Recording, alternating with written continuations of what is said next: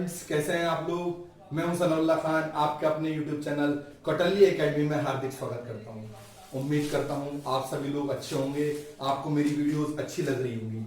देखिए पार्ट 3 भी आपको जहां तक उम्मीद है अच्छा लगा होगा। आज हम आगे टॉपिक की चर्चा करते हैं वर्णमाला से आगे।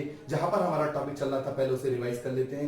रिवाइज करने से पहले मैं एक छोटी सी आपको बात बता दूं कि कल थोड़ा सा एक एरर हो गया था हल्का सा, जब मैं टॉपिक बढ़ा रहा था कि उत्पत्ति के आधार पर स्वरों का विभाजन। तो वहां पे मैंने आपको बताया था मूल स्वर और संधि स्वर। तो देखिए संधि स्वर का जब मैंने आपको फॉर्मेशन बताया था तो वहां पर बड़ा ए और औ, ये जो ए है और ये जो औ है, इसका विभाजन में मैंने थोड़ा सा हल्का सा गलत लिख दिया था। उसे देख लेते हैं कैसे है। तो मैंने आपको ए बताया था, तो ए किससे मिलकर बनता है, आ प्लस के ई से मिलकर क्या बनता है, आपका ए बनता है। और बड़ा ए किससे मिलकर बनता है, वो मिलकर बनता है आपका आ प्लस के ए से मिलकर बड़ा ए बनता है। ठीक है ना। यहाँ पर आप थोड़ा सा सुधार कर लीजिएगा, वहां पर आप उसे देखेंगे। और ये जो बड़ा ओ था तो मैंने बताया था ये जो ओ बनता है ये बनता है आ प्लस के ऊ से मिलकर, किसके, ऊ से मिलकर। और बड़ा ओ बनता है आ प्लस के आपका आ प्लस औ से मिलकर क्या बनता है, आपका बड़ा औ बनता है। इसको थोड़ा सा देखना है, बाकी हम चर्चा अपने उस पर आ जाते हैं।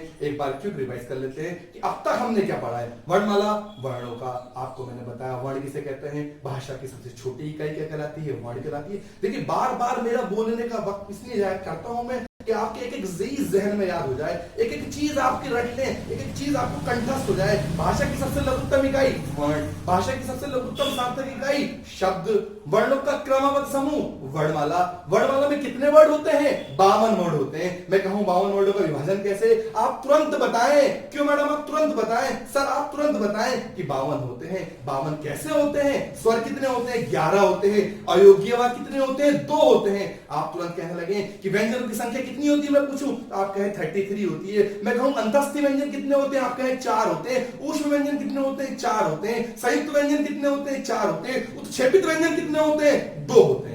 ये आपको एक एक चीज पता होनी चाहिए। मैं आपसे कहने लगूं, कल हमने जिक्र किया था पार्श्विक व्यंजन कितने होते हैं, आप कहेंगे सर 1 होता है। कौन सा होता है, ला। पार पार रा रा नहीं होगा, क्या होगा, ला। लुंठित में ला ला नहीं होगा, क्या होगा, रा। मैं कहूं अर्धस्वर कौन से होते हैं, आप कहेंगे रा या रा ला वा। तो रा और ला उसको छोड़ के, या और लास्ट वाला छोड़ के आप क्या बताएंगे, रा और ला को छोड़ के क्या बताएंगे, या कॉमा वा। ये क्या होंगे आपके, या कॉमा वा अर्धस्वर होंगे। मैं आपसे पूछने लगूं कि बताइए, फिर मैंने आपको डिस्कस किया था स्वरों का विभाजन कैसे होता है। स्वरों का विभाजन 7 तरीके से होता है। पहला होता है आपका उत्पत्ति के आधार पे, फिर उच्चारण के आधार पे, फिर जाति के आधार पे, फिर हवा की मुंह से या नाक के द्वारा वायु निकलती है उसके आधार पे, फिर क्या होता है सर आपका जीवा के आधार पे, फिर ओष्ठ के आधार पे, और फिर होता है मुख की आकृति के आधार पे। इन स्वरों का विभाजन पे हमारी बात चल रही थी, यही हमने डिस्कस किया था। पहला टॉपिक जो हमने डिस्कस किया था स्वरों के विभाजन में, वो किया था, क्या किया था, उत्पत्ति के आधार पे। उत्पत्ति के आधार पर स्वर मैंने आपको बताया था कितने होते हैं, 2 होते हैं, मूल स्वर और संधि। मूल स्वर कितने होते हैं, 4 होते हैं। संधि स्वर कितने होते हैं, 7 होते हैं। फिर मैंने आपसे जिक्र किया था संधि स्वर के बाद, फिर मैंने आपसे जिक्र किया था उच्चारण के आधार पर स्वरों के भेद कितने होते हैं। मैंने आपको बताया था 4 होते हैं। कौन कौन से, मूल स्वर जिन्हें ह्रस्व स्वर भी कहा जाता है। दूसरा बताया था दीर्घ स्वर जिन्हें क्या कहा जाता है, आपका दीर्घ स्वर कहा जाता है। उसके बाद तीसरा मैंने आपको बताया था संयुक्त स्वर, जो आपके 2 मूल स्वरों से मिलकर बनते हैं, या मूल स्वर या दीर्घ स्वरों से मिलकर बनते हैं। उसके बाद मैंने आपको बताया था चौथा जो था प्लुत स्वर। प्लुत का यूज जो होता है संगीत शास्त्र में होता है, जब आप ओम की ध्वनि करते हैं तो एक वर्ड को खींचने में 3 गुना समय लगे, उसे क्या कहा जाता है, उसे प्लुत स्वर कहा जाता है। ये हमारी चर्चा हुई थी। इसके बाद हमने देखा था कि आपको तीसरा जो अगला नेक्स्ट बताना था विभाजन, वो मैं आपको बता रहा हूं कि जाति के आधार पे, जाति के आधार पर स्वरों का विभाजन। देखिए जाति के आधार पर, देखिए जाति के आधार पर, जाति के आधार पर विभाजन जो दे रखा है 2 तरीके से दे रखा होता है। जाति के आधार पर स्वरों का विभाजन जो है वो 2 तरीके से है। एक होता है आपका सजातीय, एक होता है आपका सजातीय, एक हो जाता है आपका विजातीय, एक हो जाता है आपका विजातीय। सजातीय और क्या हो जाता है, विजातीय। अब ये सजातीय क्या है और विजातीय क्या है। देखिए सजातीय, सा लग गया, मतलब इसका मतलब क्या है, जिन वर्णों का उच्चारण करते समय जो हमारे मुख से जो भी ध्वनि निकलती है, जिन वर्णों का हम उच्चारण करते हैं, उनका उच्चारण स्थान एक ही हो। जैसे हमने बोला छोटा आ, तो छोटा आ जब कंठ से निकल रहा है तो बड़ा आ का जब उच्चारण स्थान करेंगे तो इसे भी देखेंगे ये कहां से निकल रहा है। इसका मतलब एक ही उच्चारण स्थान होना चाहिए, किन्हीं का भी। जैसे छोटी ई है तो बड़ी ई का उच्चारण स्थान भी वहीं से होगा। इसीलिए सजाती क्या होते हैं, जिन वर्णों का उच्चारण स्थान एक ही होता है उन्हें क्या कहा जाता है, सजातीय वर्ण। जैसे मैंने कहा छोटा आ और बड़ा आ, ये क्या हो गया, सजातीय। क्योंकि छोटे आ का उच्चारण स्थान भी वही है, बड़े आ का उच्चारण स्थान वो क्या है उच्चारण स्थान, कंठ।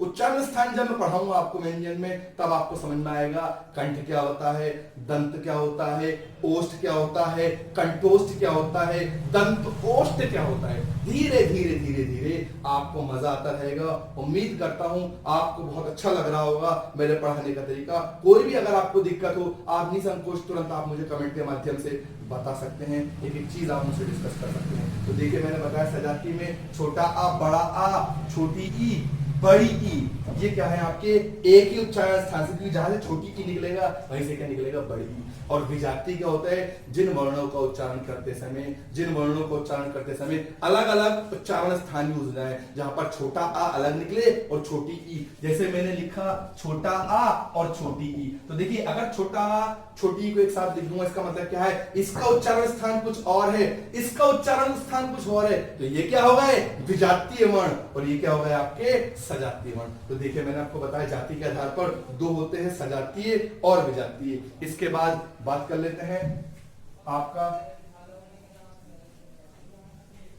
जो चौथा है स्वरों का विभाजन।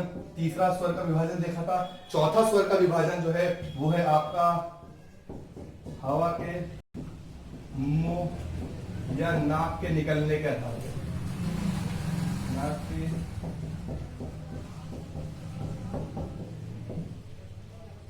आधार पर, हवा मुंह से या नाक से, मुंह से या नाक से निकलने के आधार पर स्वरों का विभाजन।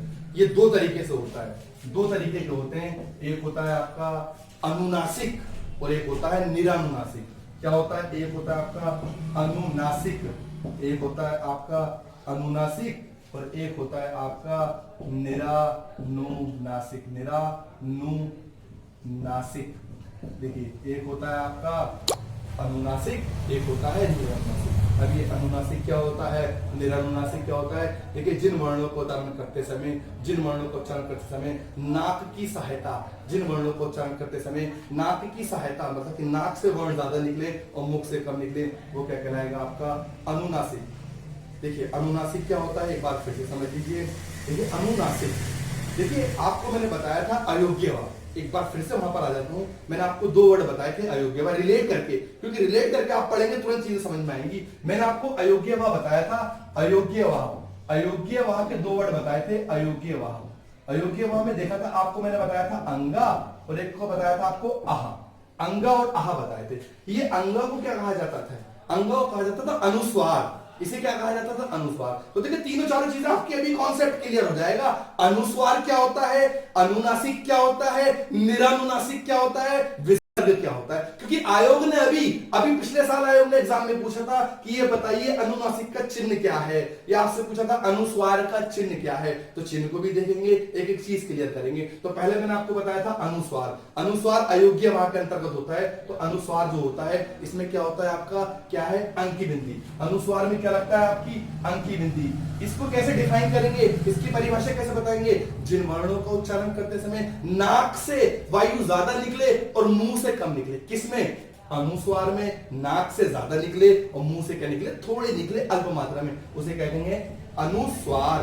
कैसे, जैसे आप बोलते अंगूर, आपने बोला अंग से अंगूर, अब अंगूर बोलिए, क्या बिना नाक बंद करे अंगूर बोल सकते हैं, बोलिए अंगूर, अंगूर, आपका बार बार सेपरेट करिए। अब बोलिए अंगूर, नाक पर ज्यादा प्रभाव पड़ेगा तो क्या हो जाएगा, अंगूर। तो अंगूर कैसा हो गया आपका, अनुस्वार। और अनुनासिक क्या होता है, देखिए यहीं पर ही, अनुनासिक क्या होता है, जिन वर्णों का उच्चारण करते समय नाक से कम निकले और मुंह से क्या निकले, ज्यादा निकले। देखिए बात पकड़िए, बहुत बारीक डिफरेंस है, बेसिक डिफरेंस है, आसान। अनुस्वार फिर से सुन लीजिए, जिन वर्णों का उच्चारण करते समय वायु कहां से निकले, नाक से ज्यादा निकले, मुंह से क्या निकले, आपकी कम निकले। जिन वर्णों का उच्चारण करते समय वायु मुंह से ज्यादा निकले, नाक से कम निकले, अनुस्वार। जिन वर्णों का उच्चारण करते समय वायु नाक से ज्यादा, नाक से कम निकले और मुंह से ज्यादा, इसमें क्या होगा, नाक से कम निकलेगी और मुंह से ज्यादा होगी। जैसे मैंने बोला आंख, जैसे मैंने बोला आंख, आंख, अब आंख, आंख देखिए बोल रहे हैं आप आंख। जैसे मैंने बोला दांत, जैसे मैंने बोला दांत, तो दांत में क्या होगी, वायु ज्यादा निकलेगी। इसका चिन्ह क्या है, अनुनासिक का चिन्ह होता है चंद्र बिंदु। अनुनासिक का चिन्ह क्या होता है, चंद्र बिंदु। चांद के साथ क्या लगेगी, बिंदु। अगर मैंने चंद्र बिंदु की जगह, इस चंद्र बिंदु की जगह ये हटा दिया बिंदु, तो अब क्या बन गया, तुरंत बताइए, बताइए आप मुझे कमेंट के माध्यम से कि अगर मैंने चंद्र बिंदु हटा दिया और ये चांद है खाली, तो इसे क्या कहा जाता है। आप देखेंगे मैंने आपको लास्ट लेक्चर में बताया था कि इसे हाफ चंद्र बिंदु को कहा जाता है। मैं देखना चाहता हूं कमेंट के माध्यम से मुझे कौन बताता है सबसे पहले कि हाफ, इसे क्या हाफ चंद्र बिंदु को क्या कहा जाता है। देखिए तो अनुनासिक क्या हो गया, चंद्र के साथ बिंदु लगाना अनुनासिक। अनुस्वार क्या हो गया, अंक के साथ बिंदी लगाना, खाली क्या हो जाएगा आपका, अनुस्वार हो जाएगा। अनुनासिक दांत। और निरानुनासिक क्या होता है, जिन वर्णों का उच्चारण करते समय आपके मुख से केवल वायु कहां से निकले, मुख से निकले, वो क्या कहलाएगा, निरानुनासिक। जैसे आप बोलते हैं इधर, आप बोलते हैं उधर, इसमें क्या है, कोई भी नाक का प्रयोग नहीं हो रहा है। जिन वर्णों का उच्चारण करते समय केवल मुख का प्रयोग होता है वो क्या कहलाते हैं, निरानुनासिक। तो देखिए चारों चीजें आपके क्लियर हो गई। चौथी चीज कौन सी थी, विसर्ग। विसर्ग क्या होता है, जहां पर कंठ की ध्वनि निकले, आह आह, जब आप देखते हैं तो क्या होता है कि आपकी ध्वनि निकलती है। जैसे अतः, जैसे आप बोलते हैं प्रातः, जैसे बोलते हैं, इस तरीके के वर्ड में क्या होता है, आपकी विसर्ग की ध्वनि आती है। तो देखिए चारों चीजें क्लियर है। कौन कौन सी चार चीजें हैं आपकी, तो मैंने आपको बता दिया कि देखिए दो पार्ट तो ये हो गए, अनुनासिक और निरानुनासिक। चार चीजें एक बार और देख लीजिए। पहला है आपकी, पहला मैंने आपको बताया अनुस्वार। अनुस्वार क्या होता है, अंक की बिंदी। दूसरा बताया विसर्ग। विसर्ग क्या होता है, चंद्र बिंदु। तीसरा बताया मैंने आपको अनुस्वार, विसर्ग, अनुनासिक, जो कि उसका पार्ट है स्वर के विभाजन में, अनुनासिक। इसमें क्या निकलेगा आपका, चंद्र की बिंदी। और चौथा क्या होगा, निरानुनासिक। इसमें कोई सिंबल नहीं है, ये क्या है आपके केवल मुख से निकलता है। ये आपको बेसिक कॉन्सेप्ट है जिसका ध्यान रखना है, बहुत ज्यादा जरूरी है। और हाफ चंद्र बिंदु के बारे में मुझे बताना है कि हाफ चंद्र बिंदु किसे कहा जाता है, ये आपका आज का सवाल है। अब